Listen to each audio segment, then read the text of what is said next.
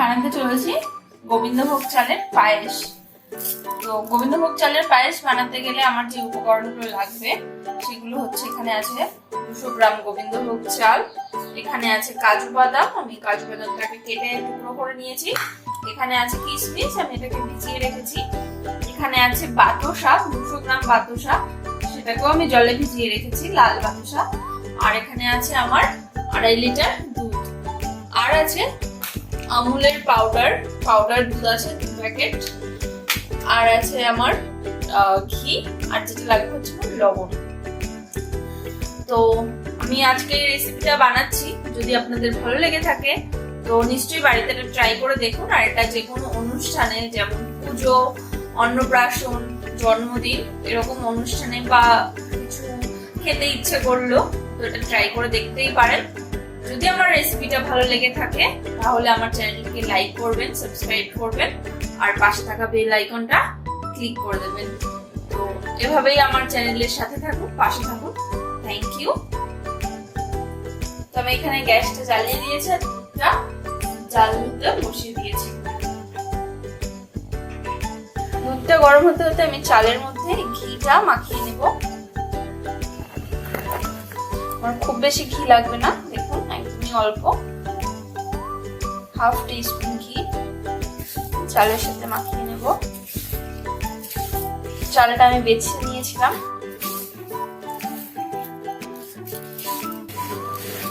ঘিটা পুরো চালটাতে মাখিয়ে দিয়েছি। এভাবে কিছুক্ষণ রেখে দেব, ততক্ষণ দুধ ফুটে ওঠা অবধি ওয়েট করব।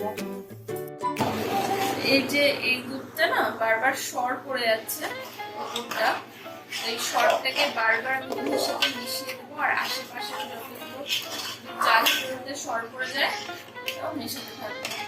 গ্যাসটা একদম লো ফ্লেমে রাখবো, লো ফ্লেমেই হতে দেবো। আর এদিকে যে আমি দুধটা নিয়ে নিয়েছিলাম ওর মধ্যে আমি দুধটা গুলে দেবো। এই যে আমুল যে পাউডারটা তুলে রেখেছিলাম এর মধ্যে দিয়ে আমি গুলে নেবো।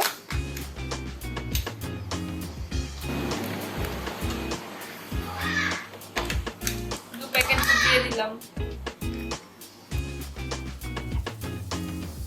ওই যে আমুল দুধটা দলা হয়ে গেছে, আমি এটাকে হালকা হালকা করে মেশাতে পুরো দলাগুলো ভেঙে দেব। তো এখানে দুধটা ফুটে গেছে, আমি এর মধ্যে চালটা দিয়ে দেব।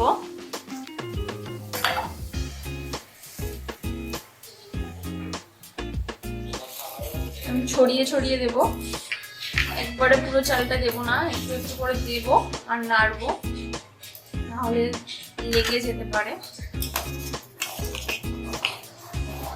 দলা হয়ে যেতে পারে।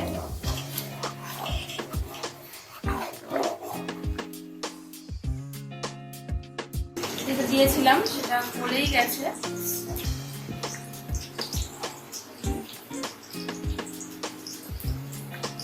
চলে গেছে, এর মধ্যে আমি দিয়ে দেবো ভিজিয়ে রাখা কিশমিশ,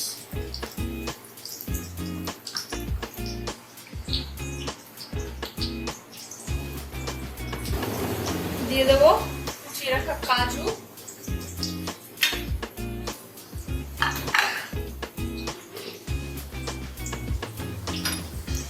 আর এখানে বলেছিলাম বাতাসা ভিজিয়ে রেখেছিলাম, সেই জলটাও দিয়ে দেবো।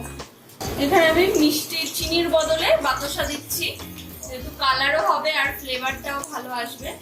বাতাসার জলটা দিয়ে দিলাম, দিয়ে নিয়ে দেবো।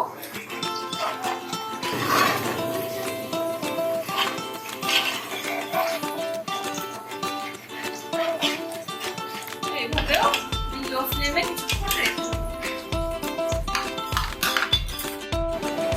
আমি এর মধ্যে দিয়ে দেবো হাফ টিস্পুন লবণ। লবণটা অপশনাল আছে, যারা মিষ্টি খাবার লবণ পছন্দ করেন না তারা স্কিপ করে দেবেন।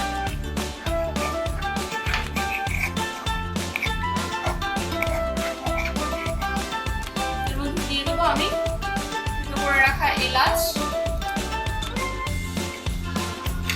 দিয়ে দেবো 2 তেজপাতা।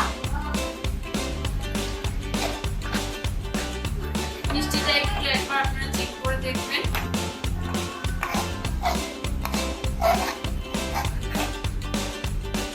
আমি দিয়ে দেবো এর মধ্যে গুলে রাখা আমুল দুধ।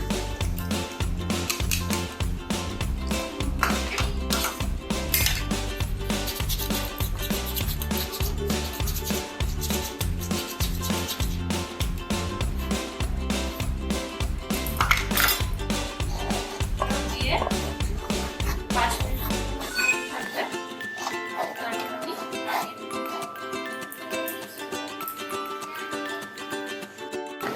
তো এটা হয়ে গেছে, আমি নামিয়ে নেব। আপনারাও যতটা গাঢ় বা পাতলা রাখতে চান ততটাই রাখবেন। আমি এটাকে একটু পাতলা রাখছি, এটা আস্তে আস্তে যখন ঠান্ডা হবে ততটা গাঢ় হয়ে যাবে।